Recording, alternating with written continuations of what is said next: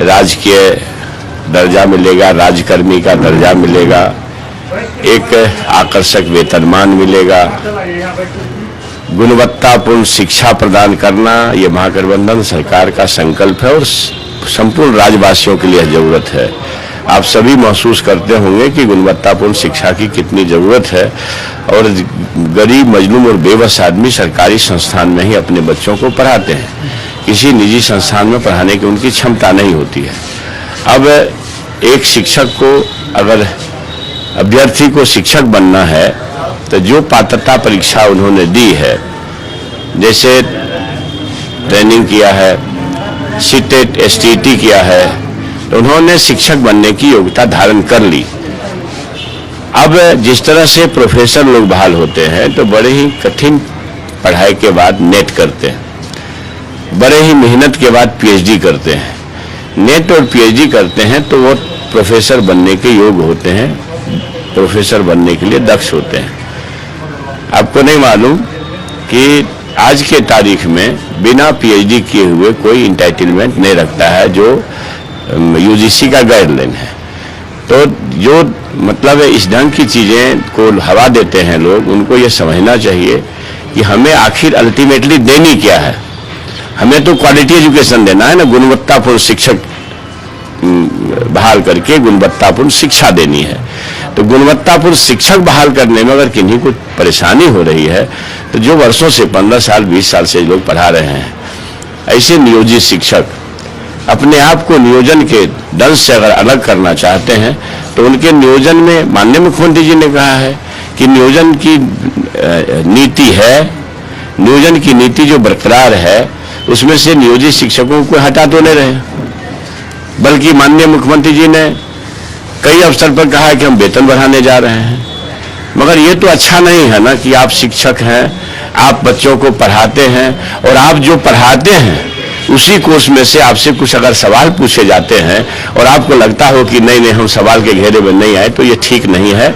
आप अगर राजकर्मी का दर्जा चाहते हैं तो एक कदम आगे बढ़ने के लिए थोड़ी मेहनत करिए। ऐसा नहीं ना है कि आप बीडीओ साहब हैं, सीओ साहब हैं या किरानी साहब हैं या बाबू लोग हैं कि भाई आपको पढ़ाई से रिश्ता छूट गया। आप तो लगातार पढ़ाई के संपर्क में हैं। शिक्षक तो पढ़ाई के संपर्क में रहते हैं कि क्वालिटी एजुकेशन बेहतर हो पाए। बेहतर ना, आप इन्हीं बताइए ना कि क्वालिटी शिक्षक बहाल होंगे, गुणवत्तापूर्ण शिक्षक बहाल होंगे, तभी तो गुणवत्तापूर्ण शिक्षा मिल पाएगी आम लोगों को। इसलिए हमारे राज्य के हित में, माता पिता के हित में, छात्रों के हित में, और फिर सबसे बड़ी चीज जो है, ज्ञान की भूमि अगर भारत है तो उसके सबसे बड़े आधार बिहार है। तो ज्ञान की भूमि बिहार है, अहिंसा की भूमि बिहार है, दुनिया को शून्य का ज्ञान दे करके गणित का बोध कराने वाली धरती बिहार है। तो जो ज्ञान का परचम विरासत में हमारे यहाँ लहराता रहा है, इसके लिए चिंतित हमारे राज्य नेतृत्व हैं, माननीय मुख्यमंत्री जी नीतीश बाबू और उप मुख्यमंत्री तेजस्वी प्रसाद यादव जी। तो इसको लोग को स्वीकार करनी चाहिए और इस बात को अनावश्यक तुल नहीं देनी चाहिए। और विरोधी का जो काम है वो अपने काम में लगे हुए हैं, वो बरगलाएंगे, भ्रम फैलाएंगे, वो भ्रम फैलाएंगे। अब एक तो बता दीजिए ना कि संभवतः आप लोगों को ज्यादा जानकारी होगी, जो बड़े नेता हैं बीजेपी के सुशील कुमार मोदी जी, उन्होंने एक अवसर पर कहा कि वेतनमान भगवान भी नहीं दे सकता है धरती पर। भाई सरकार वेतनमान देने जा रही है, आप बीजेपी के लोग कहते हो कि भगवान भी नहीं दे सकता।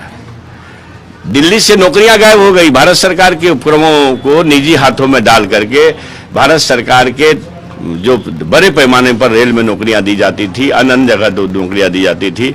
2 करोड़ नौकरी का वादा था श्रीमान, 9 वर्ष में तो 18-16 करोड़ लोगों को नौकरी होनी चाहिए थी वादे के हिसाब से।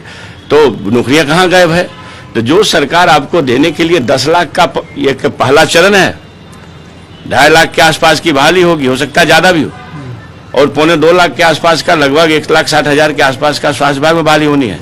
तो जब इतनी बहालियां एक साथ लगभग 5 लाख के आसपास, 4 लाख ना, 4 लाख के आसपास सिर्फ 2 विभाग में बहाली होने जा रही है, तो आप राज्यवासी इस बात को गंभीरता पूर्वक लें और हमारे जो बेरोजगार हैं वो भी इस बात को गंभीरतापूर्वक लें। अभ्यर्थी तैयारी करें।